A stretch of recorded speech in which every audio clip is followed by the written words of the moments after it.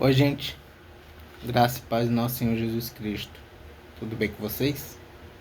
Vamos para o nosso momento com Deus? Vamos orar. Pai Santo, Pai querido, te agradecemos, Deus, por mais um dia de vida, por mais uma vez que tua misericórdia se renovou em nossas vidas, Pai. Te agradecemos, Senhor, por nos trazer aqui para esse momento que necessitamos, Pai amado, pois é momento de alimentar nossas almas, Pai amado. É momento que nos achegamos a Ti mais e mais, Pai. Momento que esquecemos o mundo lá fora, Pai amado. Momento esse que precisamos estar mais perto de Ti, Senhor, porque o mundo, Senhor, quer nos tragar, Pai amado. O mundo quer nos convencer, Senhor, que há coisas melhores lá fora, Pai amado. Mas sabemos, Senhor, sabemos o que isso leva, Pai amado. E sabemos também, Senhor, que o melhor está contigo, pois só contigo temos vida, vida em abundância, Pai amado. Só contigo, Senhor, temos o caminho correto. Só contigo, Senhor, há esperança de estar em um lugar melhor futuramente, Pai amado. Um lugar onde não terá mais morte, onde não terá mais dor, onde não terá mais choro, doença, coisa alguma de mal, Senhor, porque a morte já foi vencida pelo Teu Filho Jesus Cristo, através daquela cruz, Pai amado, onde Ele veio ao mundo em forma humana, Senhor, viveu nossas dores, mas contudo sem pecado, Pai amado. Foi o único e é o único homem perfeito, Pai. Ele levou sobre si as nossas dores, os nossos pecados, Senhor, a nossa condenação, Pai amado. E não existe mais condenação para aqueles que estão em Cristo Jesus, pois Ele venceu, Senhor. Glórias a Ti, Pai amado. Toda honra, toda glória, todo louvor seja dado a Ti, Pai. Deus de amor, Deus de paz, Deus de justiça, Deus fogo consumidor também, Pai. Senhor, nesse momento, Pai amado, eu te suplico, Pai amado, que teu evangelho, Senhor, possa chegar àqueles lugares, Pai, que ainda não te conhecem, que através da internet, Senhor, que tua palavra possa se espalhar cada vez mais, Pai.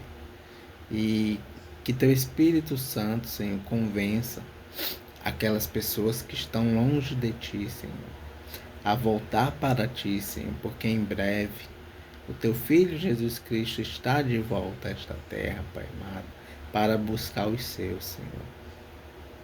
Então, Senhor, que teu Evangelho faça transformações naquelas pessoas que ainda não te conhecem e aquelas pessoas que estão distantes de Ti, Senhor, que precisam, Senhor, de uma palavra de encorajamento, uma palavra de conforto também, Pai amado, uma palavra de decisão, Pai amado, que esse vídeo, Senhor, possa encorajar essas pessoas para voltarem para Ti, Senhor, porque só em Ti há vida, Pai. Só em Ti há esperança, Senhor. Em nome de Jesus, amém. Gente, vamos continuar o estudo, finalizar na verdade, hoje. E o nome do estudo é A Vitória no Perdão. Vimos o tópico que se chama Poder Escondido, o tópico Celebração Silenciosa,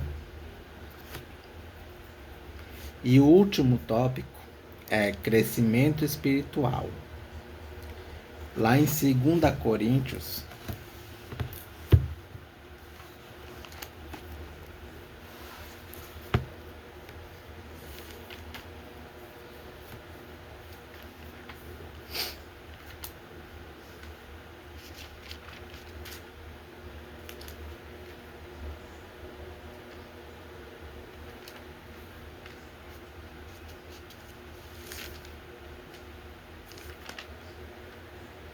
2 Coríntios capítulo 2, versículo 10.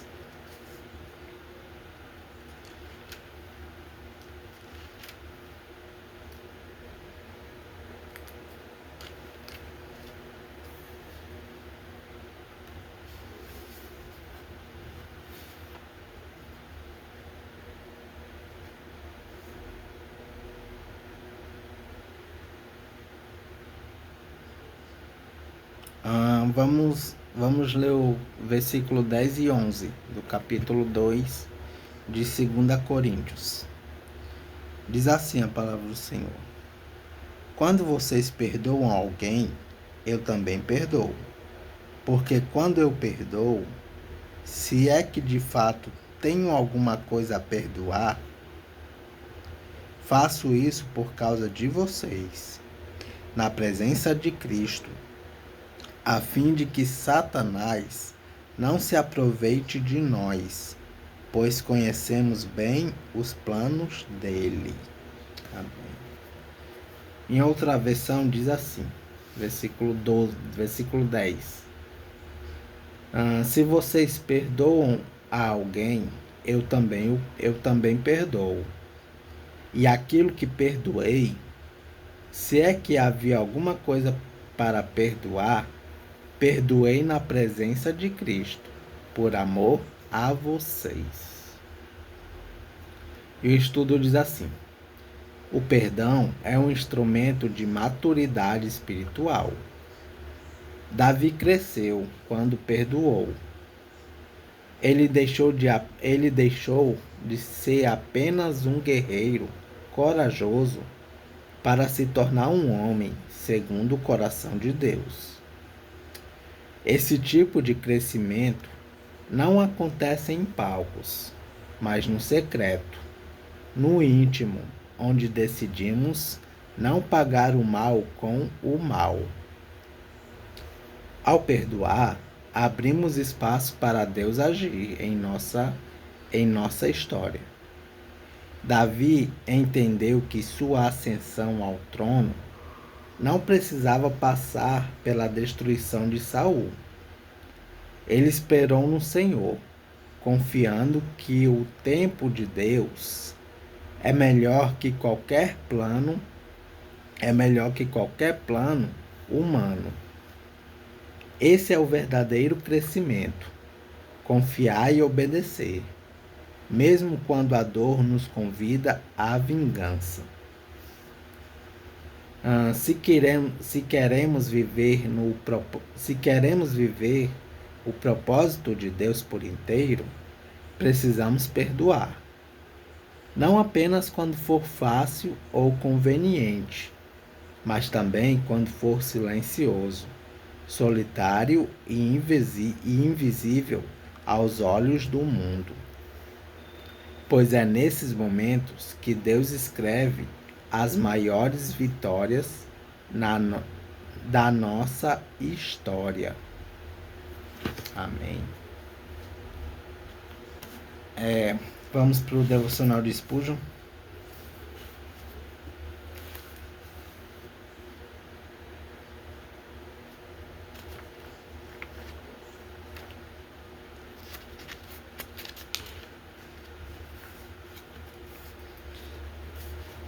E o devocional de hoje é referente ao profeta Miqueias.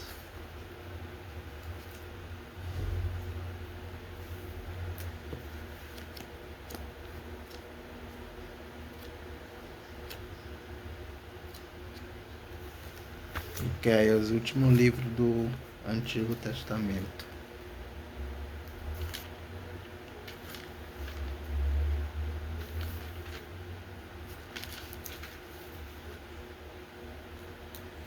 Aliás, é Malaquias, que é o último livro do Antigo Testamento.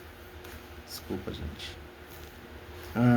Miqueias, capítulo 5, versículo 4.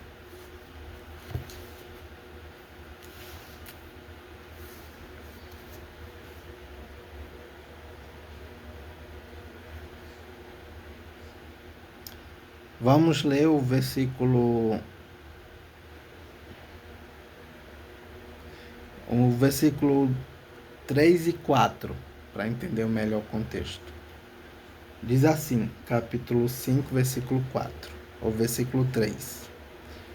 Deus vai entregar os israelitas nas mãos do inimigo, que os dominará até que nasça o filho da mulher que está para dar à luz. Então, os israelitas que estão no cativeiro voltarão a se reunir com os seus patrícios na terra prometida. Versículo 4. O rei virá e será o Senhor.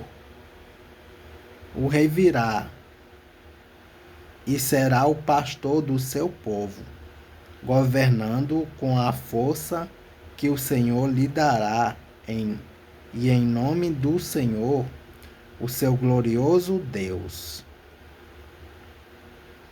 O seu povo viverá em segurança, pois o seu poder alcançará os lugares mais distantes do mundo.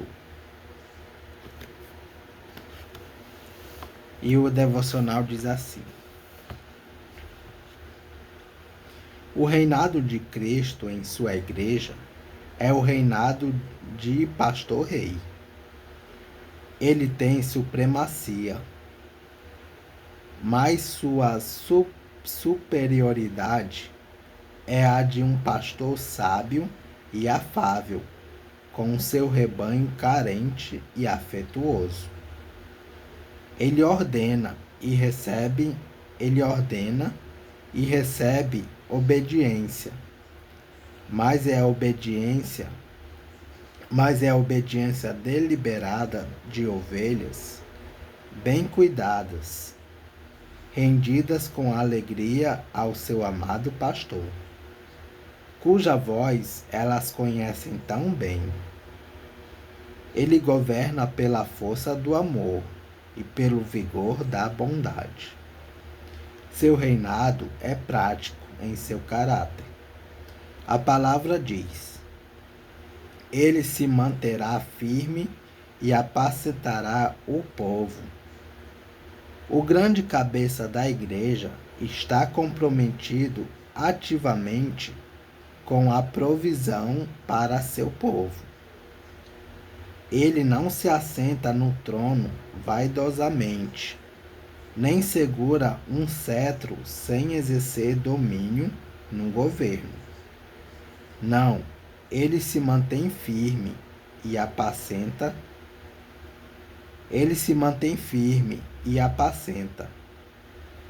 A expressão apacentar no original é como uma analogia no grego, que significa pastorear, fazer tudo o que é esperado de um pastor: guiar, zelar, preservar, restaurar, cuidar e alimentar. Seu reinado é contínuo em duração. Lemos: ele se manterá firme e apacentará o povo. E não, ele apacentará de vez em quando e abandonará seu cargo.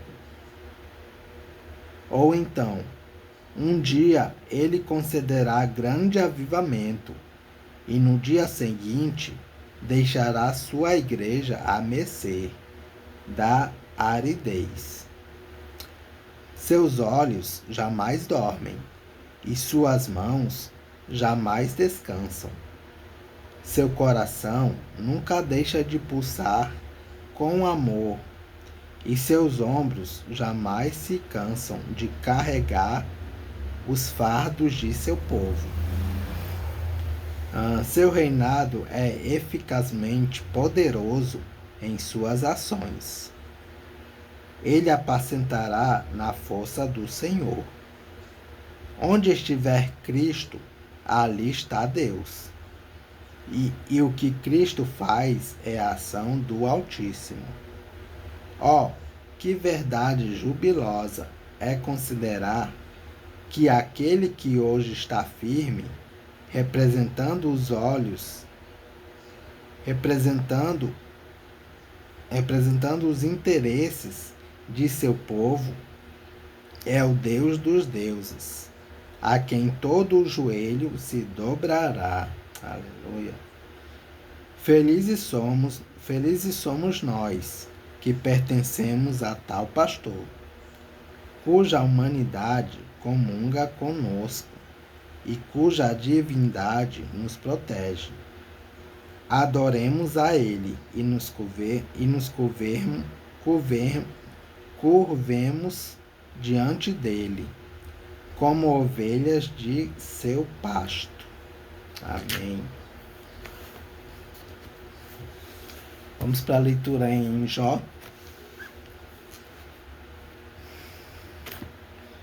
Gente, eu percebi que na última leitura em Jó, eu li o capítulo 28. Na verdade, era para lermos o capítulo 27. Eu pulei. Portanto, vamos ler o capítulo 27 de Jó, que diz assim: Resposta de Jó: Insistirei na minha inocência. Uma introdução que vai do versículo 1 ao 12, diz assim: A primeira parte do capítulo 27 é continuação da fala de Jó, interrompida no capítulo 26, versículo 4. Parte 1. Jó insiste em sua inocência, versículos 1 a 6. Parte 2. Pede a Deus que castigue os seus opositores, versículos 7 a 10. E parte 3. Diz que não adianta querer ensiná-los, versículos 11 e 12. E o capítulo 27 inicia assim: E Jó continuou em sua fala e disse: Juro por Deus, pelo Todo-Poderoso, que não quer me fazer justiça e que enche de amargura o meu coração.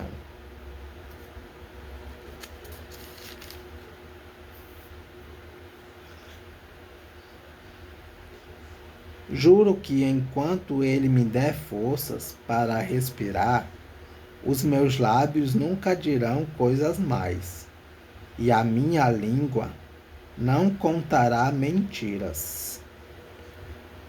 Nunca direi que vocês têm razão de me acusar. Enquanto viver, insistirei na minha inocência. Fico firme e não desisto de dizer que estou certo, pois a minha consciência nunca me acusou. Que meus inimigos sejam castigados. Que todos os que são contra mim, os que são meus inimigos, sejam castigados como os maus, como os perversos. Que esperança terão os ateus quando Deus lhe tirar a vida? Quando estiverem em dificuldades, ele não ouvirá os seus gritos, pois Deus não é a alegria deles. E eles nunca fizeram orações ao Todo-Poderoso.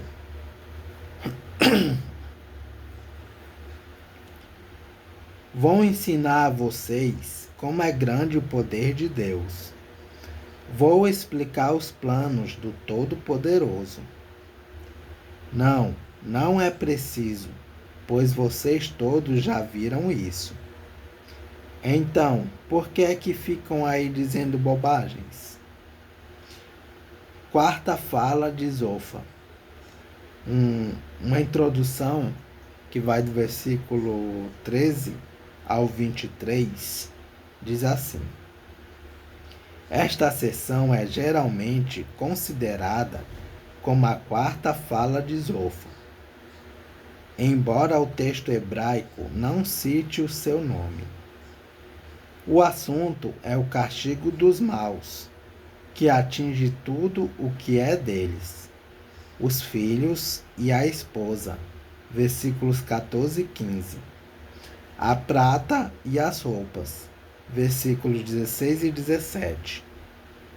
A casa e as riquezas. Versículos 18 a 19. E a sua própria pessoa. Versículo 20 a 23. Vou dizer como Deus, o Todo-Poderoso, castiga os homens maus e violentos. As suas crianças passarão fome, e os seus filhos, mesmo que sejam muitos, morrerão na guerra. Os que ficarem vivos morrerão de doença, e as suas viúvas não chorarão por eles. O perverso pode ajuntar prata aos montes. Pode ter muita roupa, muita mesmo. Mas algum dia, uma pessoa direita usará essas roupas, e um homem honesto ficará com a prata. A casa que o homem mau constrói dura tão pouco tempo, como uma teia de aranha ou como a cabana de um vigia numa plantação. O homem mau vai rico para a cama, mas é pela última vez, pois quando acorda, a sua riqueza já se foi. O terror o arrasará, como se fosse uma enchente.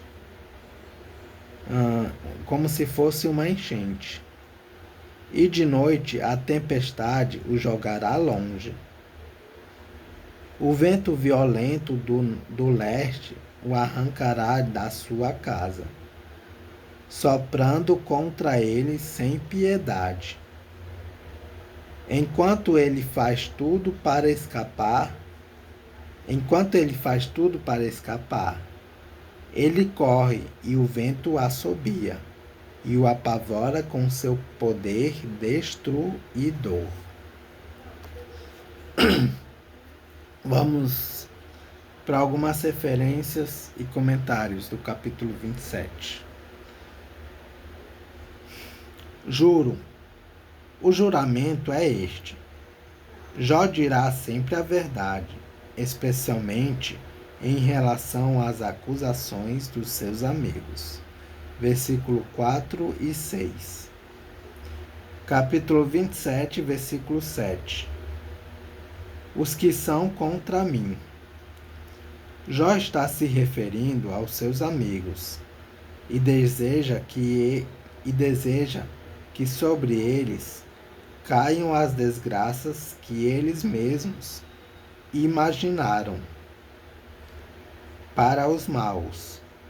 No livro dos Salmos também se expressa sentimentos semelhantes a esse de Jó.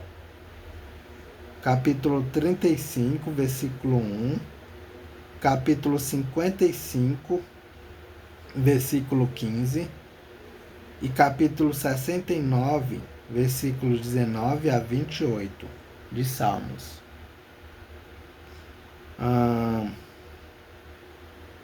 Capítulo 27, versículo 8. Que esperança terão os ateus? Referência Jó, capítulo 8, versículo 13. Capítulo 27, versículo 17. Pessoa direita, homem honesto. Referência Provérbios, capítulo 13, versículo 22. Capítulo 27, versículo 18. Como uma teia de aranha. Segundo algumas versões antigas, o texto hebraico traz como a traça. Trata-se de algo que é fraco e temporário. Referência a Jó, capítulo 8, versículo 14. Cabana numa plantação. Era, um, ah, era uma barraca provisória levantada no tempo da colheita para abrigar o vigia. Referência a Isaías capítulo 1, versículo 8. Capítulo 27, versículo 19. Mas é pela última vez. Segundo algumas versões antigas, o texto hebraico traz: e não será recolhido. Capítulo 27, versículo 20. Terror. Referência a Jó, capítulo 15, versículo 21. Jó, capítulo 18, versículo 11. E Jó, capítulo 20, versículo 25. Capítulo 27, versículo 21. O vento violento do leste. Sopra do deserto em direção ao mar Mediterrâneo, trazendo consigo calor intenso e violentos redemoinhos que jogam longe coisas e pessoas. É isso, gente. Capítulo 27 de Jó. Que Deus os abençoe.